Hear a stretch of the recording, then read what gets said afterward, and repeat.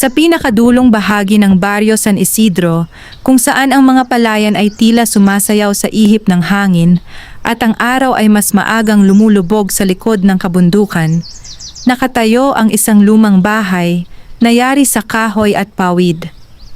Doon naninirahan ang magkapatid na sina Amira at Samuel. Maagang naulila ang dalawa. Ang kanilang ama, si Mang Ruben, ay isang masipag na magsasaka na kilala sa buong baryo sa kanyang katapatan. Ang kanilang ina naman, si Aling Rosa, ay isang mahinhing babae na may pusong busilak at kamay na laging handang tumulong sa kapwa. Ngunit sa loob lamang ng 2 taon, pareho silang kinuha ng sakit na hindi naagapan dahil sa kahirapan. Sa murang edad na 16, si Amira ang naging haligi ng tahanan. Si Samuel naman ay 13 taong gulang pa lamang noon. Masayahin, mabait, ngunit madaling matakot sa galit ng mga nakatatanda. Hindi nagtagal, inako ng kapatid ng kanilang ama na si Donato ang pamamahala sa kanilang naiwan na maliit na lupaing sakahan. Sa simula, ipinangako nitong aalagaan at tutustusan ang magkapatid hanggang sa sila'y makatayo sa sariling paa. Ngunit unti-unting nagbago ang kanyang pakikitungo. Wala kayong alam sa pagsasaka, madalas niyang sabihin. Kung hindi dahil sa akin, wala kayong kakainin. Sa ilalim ng kanyang pamamahala, ang ani ng lupa ay hindi na napupunta sa magkapatid. Sila'y pinagtatrabaho sa bukid mula umaga hanggang dapit hapon, ngunit kapirasong kanin at tuyo lamang ang kanilang hapunan. Ang dating masayang bakuran ay napalitan ng katahimikang puno ng pangamba. Si Amira, bagamat pagod at sugatan ng mga palad, ay hindi nagrereklamo. Sa gabi, habang natutulog si Samuel, tahimik siyang umiiyak sa tabi ng bintana, hindi para sa sarili, kundi para sa kapatid. Ayaw niyang maranasan nito ang lupit ng mundo. Isang gabi, habang malakas ang ulan at ang hangin ay tila may dinadalang babala, biglang kumatok ang kanilang tiyuhin sa pintuan. "Bukas, aalis kayo rito," mariin nitong utos. "Ipinagbili ko na ang lupang ito. Wala kayong karapatan dito." Nanginginig si Samuel. "Ate, saan tayo pupunta?" Mahigpit siyang niyakap ni Amira. "Magtiwala ka lang, may awa ang may kapal." Kinabukasan, dala ang iilang damit at lumang larawan ng kanilang mga magulang, iniwan nila ang bahay na minsang naging tahanan ng kanilang masasayang alaala. Wala silang tiyak na pupuntahan. Sa paglalakad nila patungo sa kabilang baryo, naramdaman ni Amira ang bigat ng responsibilidad. Ngunit sa gitna ng kanyang pangamba, may kung anong kakaibang pakiramdam ang dumapo sa kanyang puso. Parang may matang nakamasid, hindi upang manakit, kundi upang magbantay. Pagsapit nila sa gilid ng kagubatan, napilitan silang magpahinga sa ilalim ng isang matandang punong balete. Ang punong iyon ay kilala sa baryo bilang lugar na iniiwasan ng karamihan. May mga bulong-bulungan na may mga nilalang na hindi nakikita ang namumuhay roon. "Ate, natatakot ako," mahinang sabi ni Samuel. "Hindi lahat ng hindi nakikita ay masama," sagot ni Amira. "Minsan, sila pa ang tunay na may malasakit." Habang sila'y nagpapahinga, napansin ni Amira ang isang munting sisidlan sa paanan ng puno. Parang maliit na banga na may nakaukit na kakaibang simbolo. Hindi niya ito pinansin noong una, ngunit tila may kung anong naguudyok sa kanyang lapitan ito. Lumuhod siya at marahang hinawakan ang sisidlan. Sa sandaling iyon, tila tumigil ang hangin. Ang mga dahon ay hindi gumalaw. Ang paligid ay napuno ng kakaibang katahimikan. Hindi niya alam, ngunit iyon ang simula ng pagbabagong hindi niya inakala. Sa kailaliman ng punong balete, may isang nilalang na matagal nang nagmamasid. Isang duwendeng hindi tulad ng karaniwang kwento. Hindi ito mapaghiganti. Hindi ito malupit. Ito'y naghihintay. At sa wakas, natagpuan na nito ang mga pusong karapat-dapat. Sa kabilang dako ng Baryo San Isidro, hindi naging tahimik ang pag-alis ni na Amira at Samuel. Sa malaking bahay na yari sa matibay na kahoy at may bubong na yero na kumikislap sa sikat ng araw, nakaupo si Donato habang pinagmamasdan ang mga bagong papeles ng bentahan ng lupa. Hindi siya nababagabag sa ginawa niya. Sa halip, dama niya ang kakaibang ginhawa. Para sa kanya, ang lupaing iniwan ni Mang Ruben ay isang oportunidad, hindi isang pamana na dapat igalang. Si Donato ay kilala sa baryo bilang isang lalaking marunong makisama kapag may pakinabang. Marunong siyang ngumiti kung may makukuha at marunong ding manakot kung kinakailangan. Ngunit sa likod ng kanyang pakitang taong kabaitan ay ang pusong puno ng inggit. Noon pa man, lihim niyang kinaiinggitan ng kapatid. Si Mang Ruben ay iginagalang, samantalang siya'y kinatatakutan lamang. Si Mang Ruben ay minahal, samantalang siya'y sinusunod dahil sa takot. Ang papuri ng baryo para sa kanyang kapatid ay naging lason sa kanyang puso. Nang mamatay si Mang Ruben, nakita ni Donato ang pagkakataon upang mapawi ang kanyang matagal ng hinanakit. Ang mundo ay para sa marunong lumaban, madalas niyang sabihin. Ang mahina ay natatalo. Ngunit ang totoo, hindi niya kayang tanggapin na kahit wala na ang kanyang kapatid, mas mahal pa rin ito ng mga tao kaysa sa kanya. Sa gabi ring iyon na pinaalis niya ang magkapatid, dumating sa kanyang bahay ang isa pang tauhan ng kanyang mga plano. Si Marta, ang asawa niyang tuso at matalas ang dila. Sigurado ka bang tama ang ginawa mo? Tanong nito habang nagbibilang ng perang natanggap. Wala silang laban, sagot ni Donato. Wala silang kakampi. Napangiti si Marta, ngunit hindi ito ngiti ng kasiyahan. Ito'y ngiting puno ng pagnanais. Kapag naipatayo na natin ang bagong gilingan sa lupaing iyon, tayo na ang may kontrol sa ani ng buong baryo. Hindi lamang ang lupa ni na Amira at Samuel ang nais nilang angkinin. Plano nilang kontrolin ang ani ng mga magsasaka sa paligid.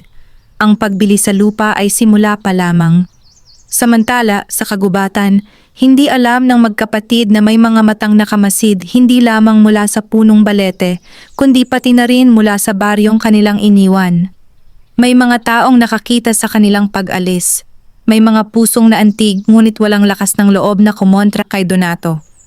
Ang kanyang impluwensya at yaman ay sapat upang patahimikin ang marami. Ngunit hindi lahat ay natatakot. Sa gilid ng palayan, may isang matandang lalaki na tahimik na nagmasid habang pinupunasan ng kanyang pawis. Siya si Lolo Isko, kaibigan ng kanilang ama noong nabubuhay pa ito. Alam niya ang totoo tungkol sa lupa. Alam niyang hindi kailanman ibinigay ni Mang Ruben ang karapatan kay Donato. Hindi natutulog ang katarungan, bulong niya sa sarili. Ngunit ang katarungan ay tila mabagal kumilos. Sa kagubatan, habang ang magkapatid ay nagpapahinga sa ilalim ng balete, nagsimula ng magtipon ang mga pangyayari sa isang landas na hindi kayang kontrolin ni Donato. Sa ilalim ng lupa, sa mga ugat ng matandang puno, may lihim na mundo, isang kahariang hindi nakikita ng mga tao. Doon namumuno ang isang duwending, may kakaibang kapangyarihan at malalim na pag-unawa sa puso ng tao.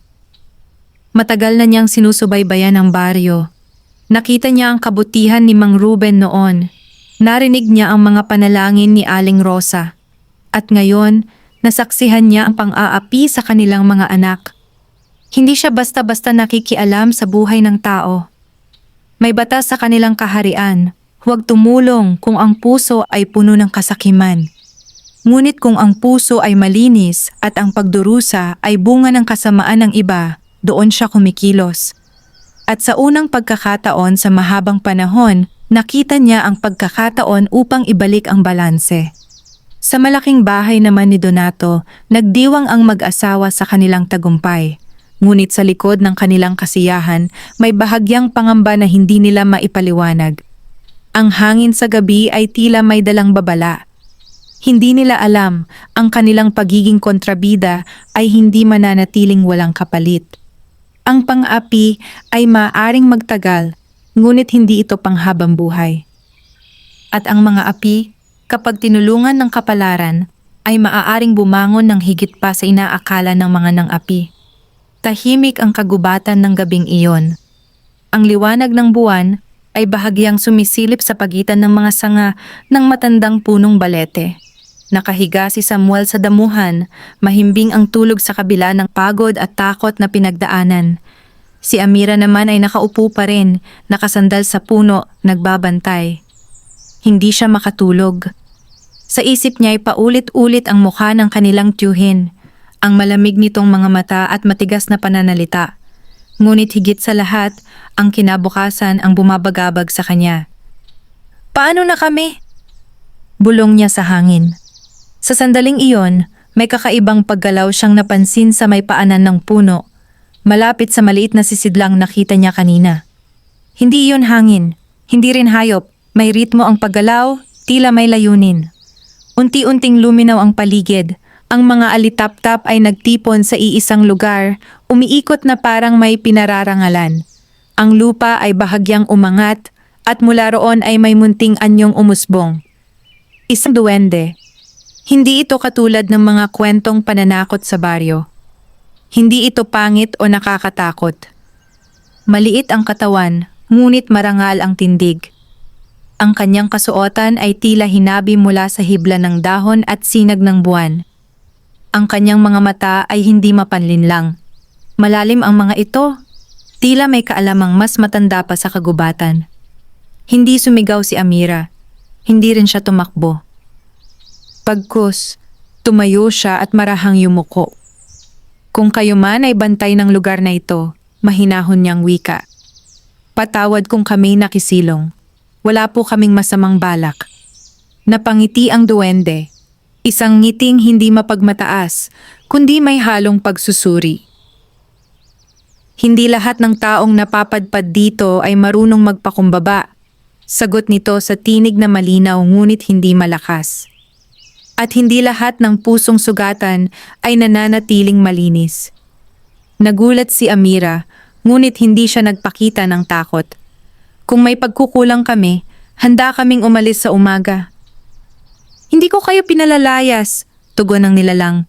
"Matagal ko na kayong minamasdan." Naramdaman ni Amira ang kakaibang init sa dibdib, hindi takot kundi pag-asa. "Bakit po kami?" tanong niya. "Dahil ang pagdurusa ninyo ay hindi bunga ng katamaran, kundi ng kasakiman ng iba," sagot ng duwende. "At ang kagubatang ito ay hindi nagkikibit-balikat sa kawalan ng katarungan." Sa likod nila, bahagyang gumalaw si Samuel at nagising.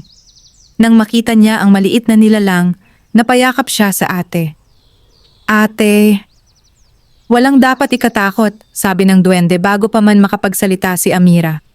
"Ang takot ay para sa mga may kasalanan." Lumapit ito sa maliit na sisidlang hawak ni Amira kanina. "Iyan," sabi nito, "ay hindi basta lalagyan. Iyan ay sisidlan pagkakataon." Bahagyang nagliwanag ang banga. Hindi nakakasilaw, ngunit sapat upang magbigay liwanag sa paligid. Ang tao, patuloy ng duwende, ay binibigyan ng pagsubok bago biyaya. "Hindi ko kayang ibalik ang nawala sa inyo sa isang iglap. Ngunit kung mananatili kayong tapat, masipag, at hindi magpapadala sa galit, ang kagubatan ay magbubukas ng pinto para sa inyo." "Ano po ang ibig ninyong sabihin?" tanong ni Amira. "Sa ilalim ng punong ito ay may lihim na kayamanang hindi nakikita ng mapang abuso," sagot nito. "Ngunit hindi iyon ginto lamang. Ang tunay na yaman ay darating sa pamamagitan ng karunungan." Tahimik ang magkapatid, nakikinig. "Bukas," wika ng duwende. "Kapag sumikat ang araw, sundan ninyo ang landas na tatamaan ng unang sinag. May makikita kayong bahagi ng lupa na tila hindi pa nagagalaw ng tao. Doon kayo magsimula." "Magsimula ng ano?" usisa ni Samuel. "Ang panibagong buhay." Huminto ang hangin. Ang mga alitap-tap ay muling kumalat sa paligid. Ang liwanag ay unti-unting naglaho. Bago tuluyang mawala ang duwende, nagsalita itong muli. "Hindi ako nagbibigay ng tulong sa naghihigante. Tandaan ninyo, ang pagyaman ay hindi para ipagmalaki, kundi para ituwid ang mali." At sa isang iglap, wala na ito. Tahimik muli ang kagubatan, ngunit hindi na tulad ng dati. May naiwan itong kakaibang pakiramdam, Parang ang mundo ay mas malawak kaysa sa kanilang inaakala. Mahigpit na hinawakan ni Amira ang kamay ni Samuel. Simula ito, bulong niya. Sa kauna-unahang pagkakataon mula nang sila'y paalisin, hindi takot ang nangingibabaw sa kanyang puso, kundi pag-asa. Maagang nagising si Amira kinabukasan. Hindi dahil sa ingay, kundi dahil sa kakaibang liwanag na tila tumatagos sa kanyang mga mata kahit nakapikit. Nang imulat niya ang mga ito, nakita niya ang unang sinag ng araw na eksaktong tumatama sa isang makitid na bahagi ng kagubatan. Isang landas na tila noon lamang niya napansin. Naalala niya ang sinabi ng duwende. Maingat niyang ginising si Samuel. Panahon na. Tahimik silang naglakad patungo sa direksyong tinamaan ng liwanag. Habang papalayo sila sa punong balete, tila gumagaan ang kanilang mga hakbang. Ang lupa ay hindi maputik, ang mga sanga ay tila kusang umiwas sa kanilang dinaraanan. Sa dulo ng landas, narating nila ang isang maliit na kaparangan na napapalibutan ng matatandang puno. Sa gitna nito ay isang bahagi ng lupa na tila mas matingkad ang kulay, mas maitim, mas buhaghag, at tila hindi pa nasasaka ng kahit sino. Ate, ito kaya iyon? Tanong ni Samuel. Lumuhod si Amira at hinawakan ng lupa. Mainit ito, kahit hindi pa mataas ang araw. Parang may sariling tibok. Dito tayo magsisimula, sagot niya. Wala silang kagamitan kundi isang lumang itak at maliit na pala na nadala nila mula sa bahay. Ngunit hindi sila nagreklamo. Buong umaga silang naglinis ng damo at nagbungkal ng lupa. Habang abala sila, hindi nila namalayang may mga matang nakamasid mula sa lilim ng mga puno. Sa kalagitnaan ng kanilang pagtatrabaho, napansin ni Samuel ang kakaiba. Sa bawat hukay na kanilang ginagawa, may mga maliliit na ugat na kulay ginto ang sumisilip mula sa lupa. Hindi ito metal. Hindi ito kumikislap sa karaniwang paraan. Ngunit kakaiba ang anyo nito. Ate, tingnan mo. Hinawi ni Amira ang lupa at nakita ang mga ugat. Hindi niya ito hinila. Sa halip, marahan niya itong tinabunan muli. Hindi natin alam kung ano iyan, sabi niya. Mas mabuting huwag galawin. Sa sandaling iyon, tila may bahagyang paggalaw sa hangin, parang may sumang-ayon sa kanyang pasya. Nagpatuloy sila sa pagtatrabaho hanggang hapon. Pagod sila, gutom, ngunit may kakaibang lakas na dumadaloy sa kanilang katawan. Pagsapit ng takip silim, napansin nila ang isang himala. Sa bahaging kanilang nilinis at binungkal, may mga munting usbong na agad sumibol. Hindi karaniwan ang bilis ng pagtubo nito. Sa loob lamang ng ilang oras, may mga dahon ng lumilitaw. Napanganga si Samuel. Ate, imposible ito. Tahimik si Amira, ngunit sa kanyang puso'y malinaw, ito ang unang biyaya. Ngunit kasabay ng biyaya ay ang pagsubok. Habang pinagmamasdan nila ang mga usbong, may biglang anino na dumaan sa gilid ng kaparangan. Isang lalaking may suot na kupas na sombrero at maruming kamiseta ang lumitaw mula sa likod ng puno. Si Rogelio, tauhan ni Donato at kilalang taga-subaybay ng mga balita sa baryo. Anong ginagawa ninyo rito? Matalim niyang tanong. Nagkatinginan ng magkapatid. Naghahanap lang po ng lugar na maaaring pagtamnan, mahinahong sagot ni Amira. Umikot ang tingin ni Rogelio sa paligid. Napansin niya ang bagong bungkal na lupa at ang mga kakaibang usbong. Hindi ito pag-aari ninyo, sabi niya. Alam ba ninyo kung kaninong lupa ito? Hindi po namin alam, sagot ni Samuel, nanginginig. Lumapit si Rogelio at tinapakan ang isa sa mga usbong. Ngunit sa sandaling iyon, tila may matulis na bagay na tumama sa kanyang paa. Napaatras siya at napamura. Wala siyang nakita ngunit malinaw ang sakit. Nagbago ang kanyang ekspresyon. Hindi pa ito tapos. Babala niya bago tuluyang umalis. Nang mawala siya sa paningin, muling umihip ang hangin. Ang mga usbong na naapakan ay unti-unting tumuwid muli, parang walang nangyari. Napaupo si Samuel. Ate, paano kung bumalik siya kasama ang tiyuhin? Tumingin si Amira sa mga halamang tumutubo ng mabilis. Kung ang biyaya ay totoo, sabi niya, kailangan din nating patunayan na karapat-dapat tayo. Hindi sapat ang himala upang magtagumpay. Kailangan pa rin ng tapang, pagtitiis at paninindigan. Sa lilim ng mga puno, muling lumitaw ang munting anyo ng duwende, hindi upang magpakita kundi upang magmasid. Ang unang biyaya ay naibigay na. Ang unang pagsubok ay nagsimula na rin. At sa pagitan ng dalawang iyon, huhubugin ang tunay na kapalaran ng magkapatid. Hindi nagtagal, kumalat sa baryo ang balita. May 2 kabataang nagbungkal ng lupa sa gilid ng kagubatan. At sa loob lamang ng ilang araw, ay mabilis na tumubo ang kanilang mga pananim. May mga nakakita sa luntiang dahon na tila mas matingkad kaysa karaniwan. May mga nagsabing mas matamis ang unang bungang kanilang napitas. At may ilan ding nagsimulang magtanong kung bakit tila pinagpala ang magkapatid na halos walang dala nang sila'y umalis sa kanilang dating tahanan. Ang balitang iyon ay mabilis na nakarating kay Donato. Nasa loob siya ng kanyang bagong tayong bodega nang ibalita sa kanya ni Rogelio ang nakita nito. Hindi pangkaraniwan ang lupa roon, sabi ni Rogelio. Parang may kakaiba, at kahit tinapakan ko ang mga tanim nila, hindi nasira. Napatigil si Donato sa pagbibilang ng sako ng palay. Unti-unti niyang ibinaba ang hawak na talaan. Hindi maaaring umunlad ang 2 batang iyon, malamig niyang tugon. Wala silang puhunan, wala silang karanasan. Ngunit nakita ko mismo, giit ni Rogelio. Mabilis ang tubo ng pananim, parang may biyaya. Sa salitang iyon, tila may kumirot sa loob ni Donato. Biyaya.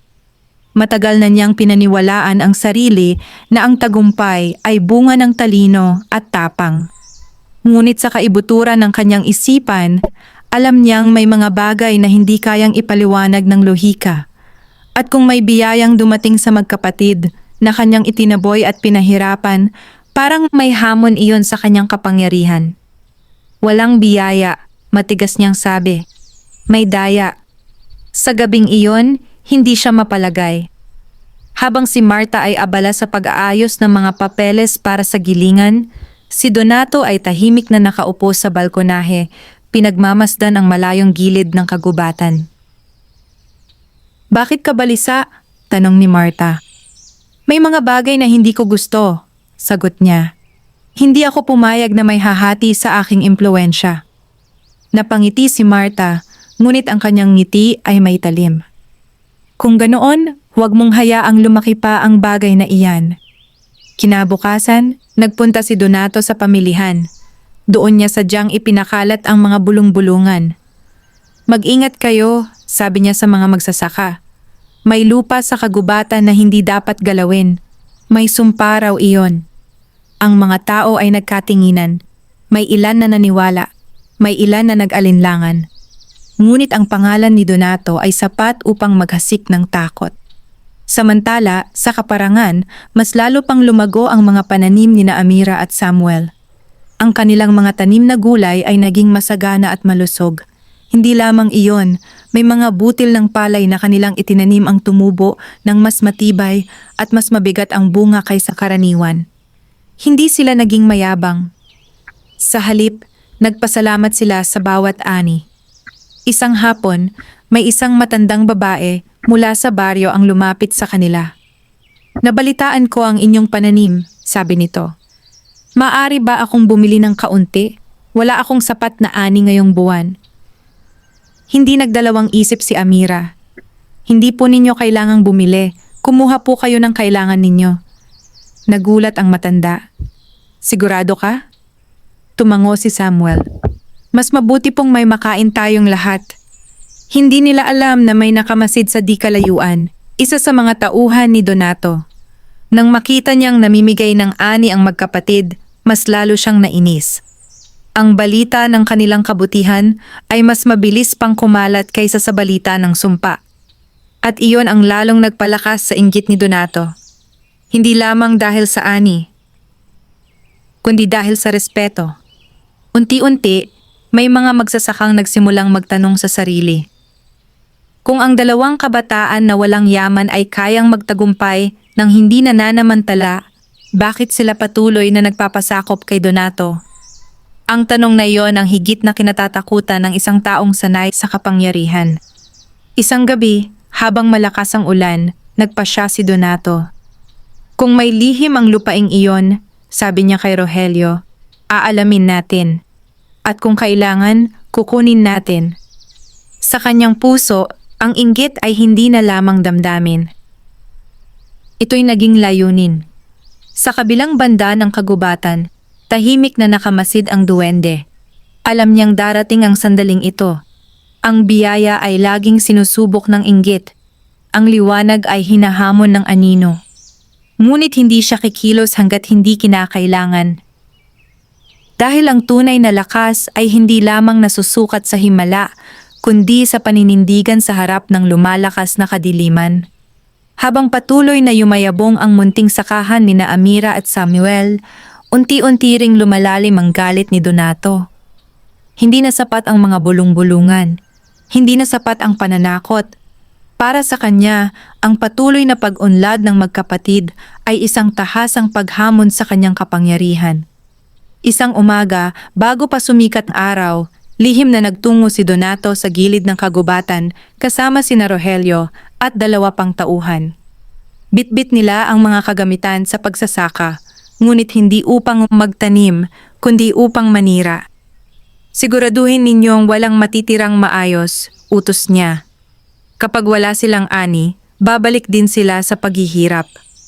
Tahimik ang kagubatan nang sila'y dumating sa kaparangan. Ang hamog ay nakadikit pa sa mga dahon. Ang mga pananim ay tila mas luntian pa kaysa dati. Hindi ito normal, bulong ni Rogelio. Ngunit hindi iyon pinansin ni Donato. Lumapit siya sa mga tanim at marahas na binunot ang ilan. Ang iba'y tinapakan ng kanyang mga tauhan. Ang lupa ay hinukay at ginulo. Sa unang sandali, tila nagtagumpay sila. Nagkalat ang mga sirang halaman. Nabaligtad ang lupa. Ang kaparangan ay mistulang dinaanan ng unos. Ganyan dapat, sabi ni Donato, may bahid ng tagumpay sa tinig. Ngunit sa sandaling iyon, may kakaibang pagbabago sa paligid. Ang hangin ay biglang tumigil. Ang mga ibon ay sabay-sabay na lumipad palayo. At mula sa ilalim ng lupa, may marahang pagyanig na hindi sapat upang bumagsak ang mga puno, ngunit sapat upang mapatigil ang mga lalaki. Ano yon? Tanong ng isa sa mga tauhan. Bago pa man makasagot si Donato, ang lupa sa kanilang kinatatayuan ay bahagyang lumubog. Hindi sila tuluyang nalunod, ngunit ang kanilang mga paa ay tila hinigop ng lupa hanggang bukong-bukong. Sinubukan nilang kumawala, ngunit mas lalo lamang silang nahirapan. Hilain ninyo ako, sigaw ni Rogelio. Sa gitna ng kanilang pagkalito, may marahang tinig na umalingaw-ngaw, hindi mula sa hangin, kundi mula sa mismong lupa. Ang lupa ay hindi pag-aari ng mapang-api. Hindi nila nakita kung saan nanggaling ang tinig, ngunit malinaw ito, matatag, hindi galit, ngunit may awtoridad. Nagpumilit si Donato. Sino ka? Magpakita ka. Walang sumagot. Sa halip, unti-unting lumuwag ang lupa at pinakawalan sila. Natumba si Donato sa putikan, hingal at puno ng galit. May nagbabantay sa lugar na ito.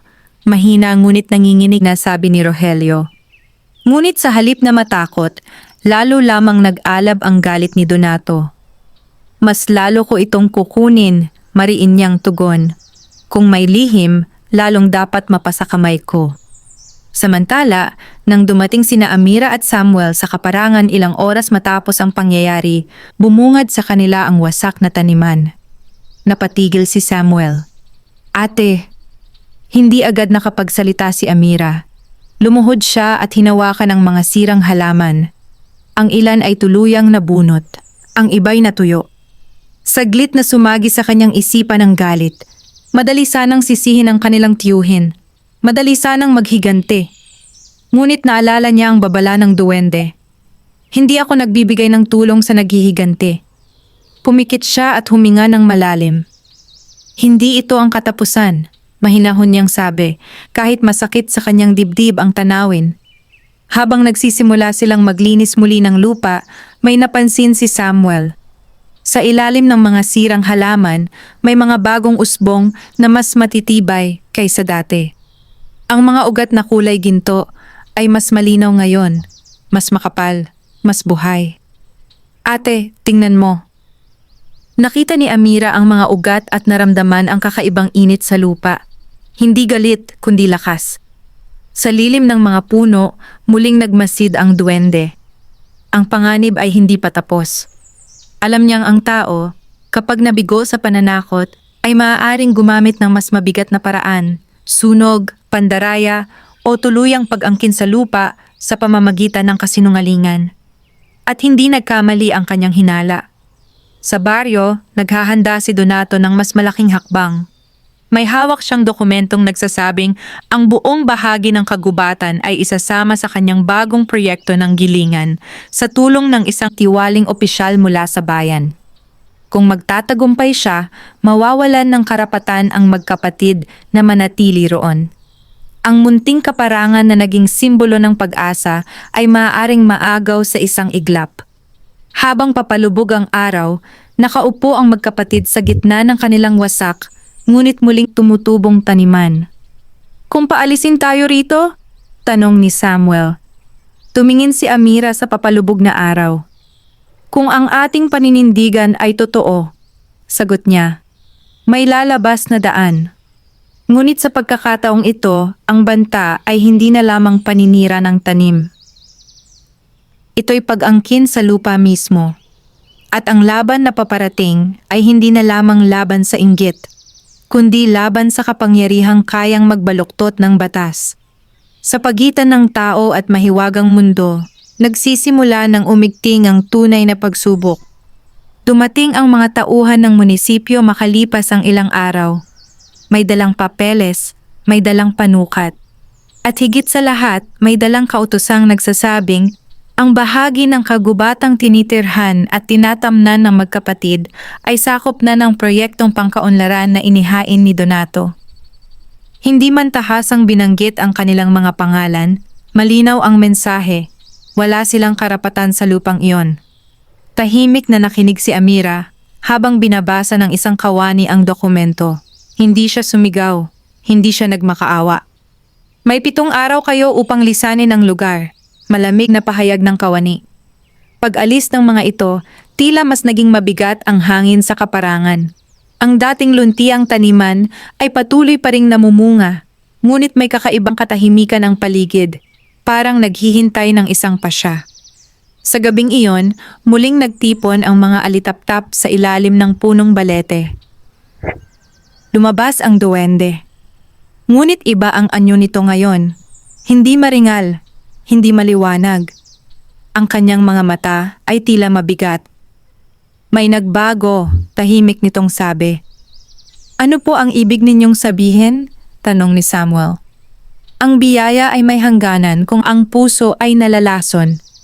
Napatingin si Amira. Hindi po kami nagtanim ng galit. Hindi galit sa kilos, sagot ng duwende, kundi sa kalooban.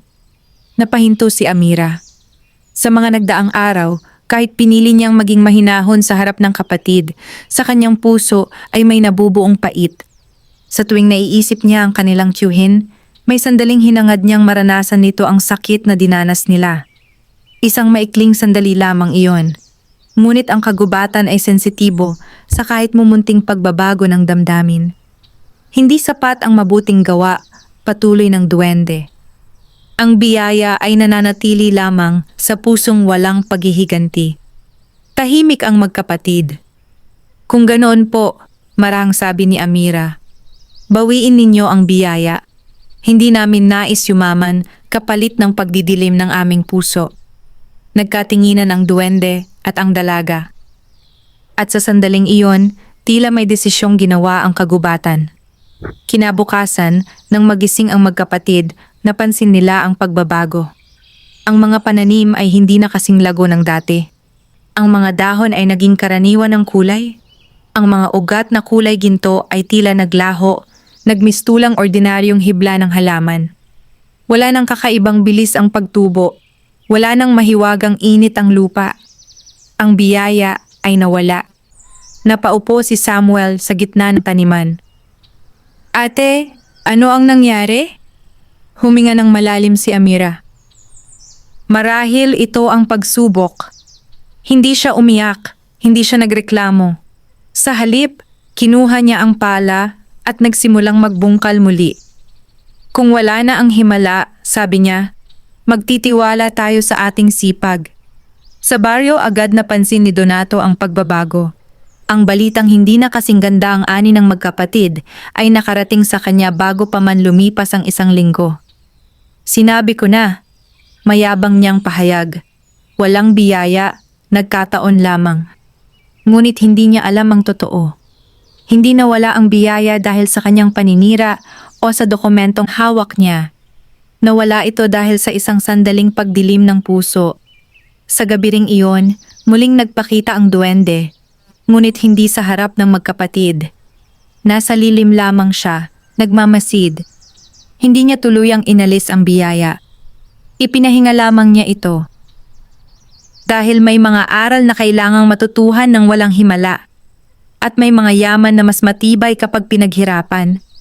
Ngunit hindi pa tapos ang kwento.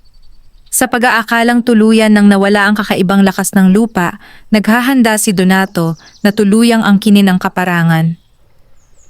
Hindi niya alam.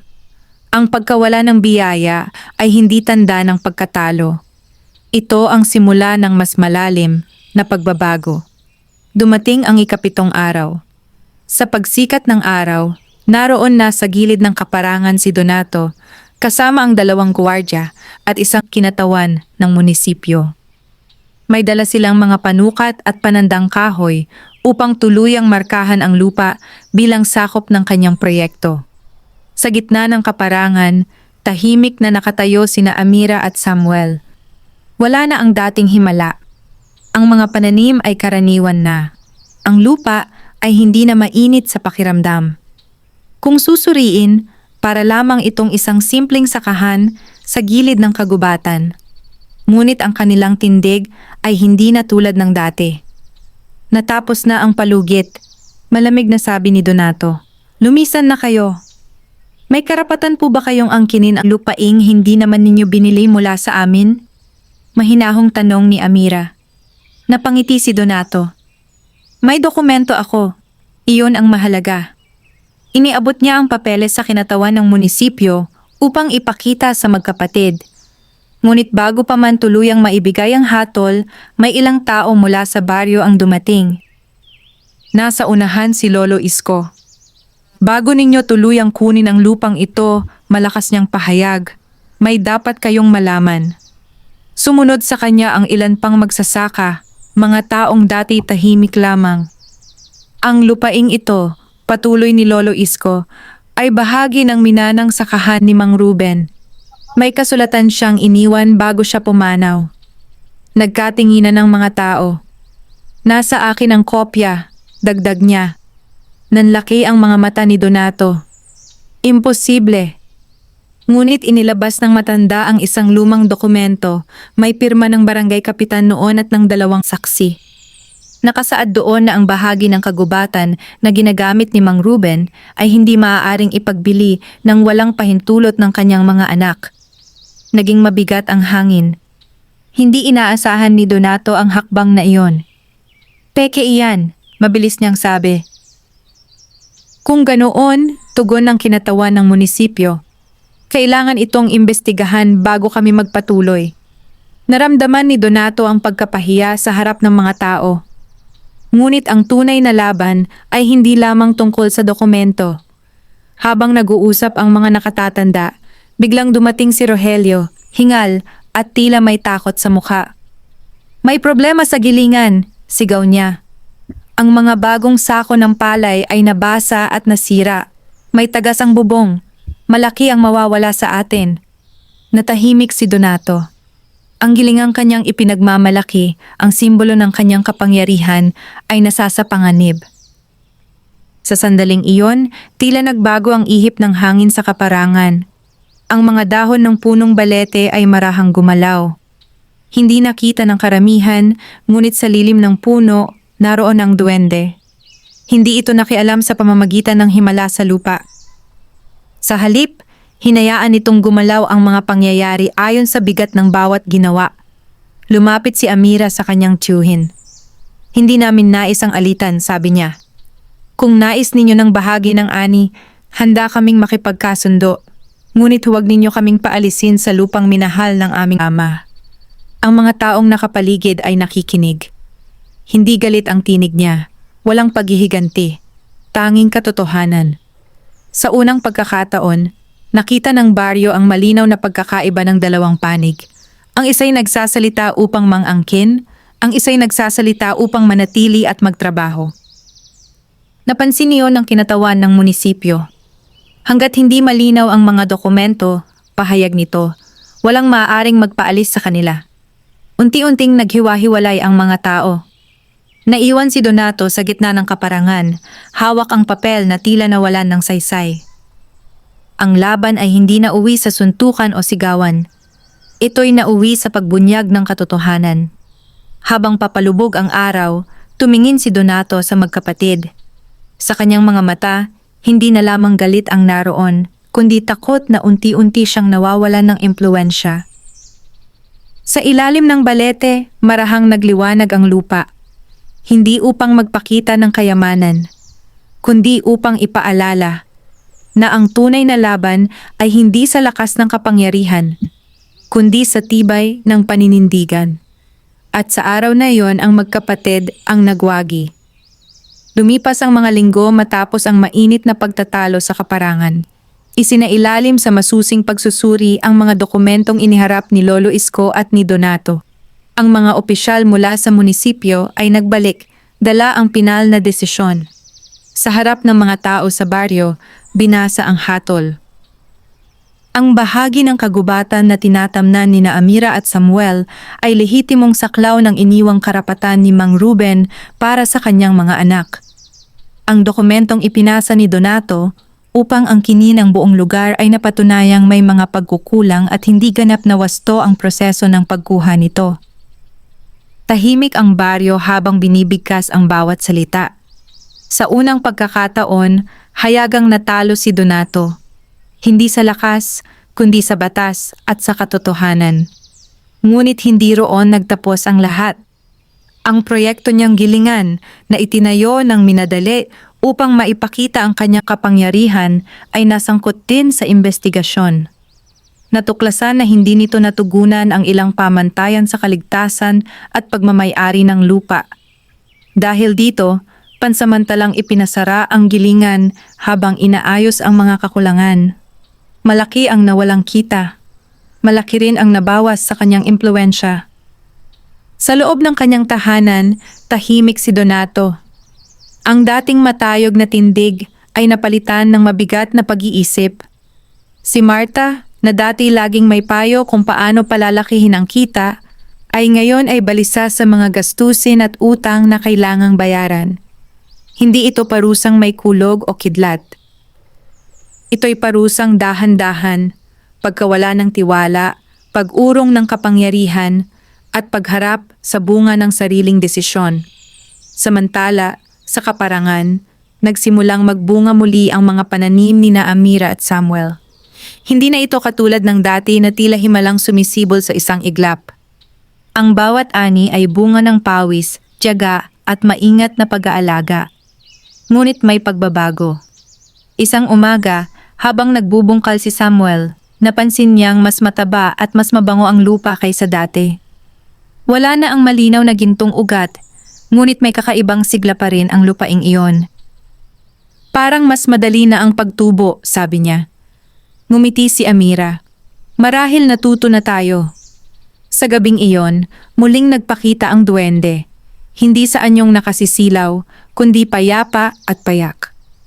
Napatunayan ninyo ang inyong sarili, sabi nito. Hindi na po bumalik ang dating himala, sagot ni Samuel.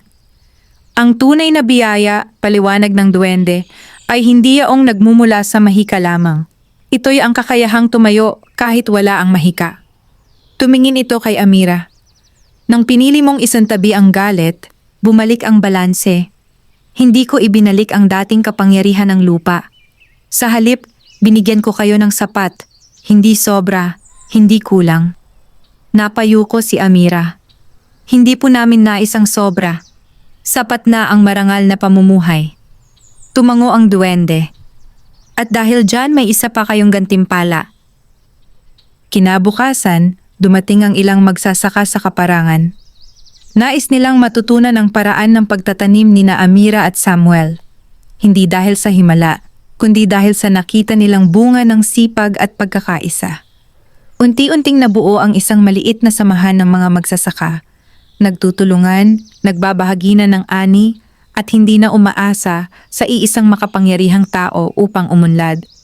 Ang kaparangan ay naging sentro ng bagong simula para sa baryo. Iyon ang gantimpala. Hindi ginto. Hindi kayamanang nakabaon sa lupa.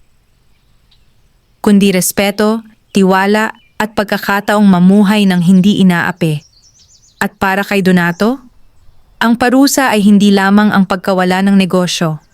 Ito'y ang pagharap sa katotohanang ang yaman na inipon sa pamamagitan ng panlalamang ay madaling mabuwag, samantalang ang yaman na itinayo sa katapatan ay tumatagal. Sa lilim ng punong balete, tahimik na nagmasid ang duwende. Ang balanse ay unti-unting naibalik. Ngunit may huling aral pang kailangang matutuhan bago tuluyang magsara ang yugto ng kanilang kwento. Lumipas ang mga buwan at ang dating kaparangan sa gilid ng kagubatan ay naging simbolo ng pagbabago sa baryo ng San Isidro. Hindi na ito basta lupang tinamnan ng dalawang ulilang magkapatid. Isa na itong lugar kung saan natutong magtulungan ang mga tao, magbahagi ng kaalaman at magtiwala sa isa't isa. Hindi naging biglaan ang pagyaman ni na Amira at Samuel. Sa halip, dahan-dahan itong nabuo tulad ng pagtubo ng binhi sa ilalim ng maingat na pag-aaruga. Ang kanilang ani ay sapat upang maibenta sa palengke. Nakapagpatayo sila ng maliit ngunit matibay na bahay malapit sa kanilang sakahan. Nakabili sila ng mas maayos na kagamitan. At higit sa lahat, hindi na sila nangangamba sa susunod na araw. Ngunit ang higit na mahalaga ay ang respeto ng baryo sa kanila. Hindi sila kinilala dahil sa himala. Kinilala sila dahil sa kanilang paninindigan. Samantala, si Donato ay tila nabawasan ng tinig sa baryo. Hindi man siya tuluyang naghirap, malinaw na hindi na siya ang dating sinusunod ng walang tanong. Maraming magsasaka ang natutong tumayo sa sariling paa at hindi na umasa sa kanyang impluensya. Isang hapon, habang papalubog ang araw, lumapit si Donato sa kaparangan. Hindi siya galit. Hindi rin siya mayabang. Sa unang pagkakataon, tila mabigat ang kanyang mga hakbang. Lumapit siya kay Amira. "Marami akong pagkakamali," tuwid niyang sabi. "Hindi ko na maibabalik ang mga nagawa ko, ngunit nais kong ayusin ang natitira." Tahimik na nakinig si Amira. "Kung may puwang pa," patuloy ni Donato, "nais kong maging bahagi ng samahang itinatag ninyo. Hindi bilang pinuno, kundi bilang isa sa inyo." Saglit na natahimik ang paligid. Hindi madaling kalimutan ang sakit ng nakaraan. Ngunit hindi rin nila nais dalhin ang bigat nito habang buhay. Tumingin si Amira kay Samuel. Tumango ang binata. "Ang samahan po ay bukas sa lahat ng handang magbago," sagot niya. Sa sandaling iyon, tila may gumaan sa hangin. Sa lilim ng punong balete, muling nagpakita ang duwende, ngunit hindi na upang magbigay ng biyaya o babala. Tahimik lamang itong nagmasid. "Natutuhan na ninyo," mahina nitong wika, bagaman tanging ang hangin lamang ang tila nakarinig. Lumapit ito sa lupa at marahang hinaplos ang damuhan. Ang tunay na yaman ay hindi yaong ibinibigay ng walang pagsisikap.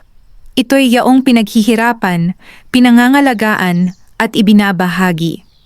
Unti-unti, nagliwanag ang paligid. Hindi tulad ng unang himala, kundi mas banayad, mas payapa.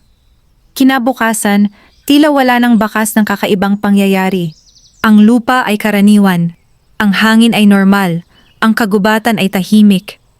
At marahil iyon ang pinakamagandang tanda. Hindi na nila kailangan ng mahika upang umunlad.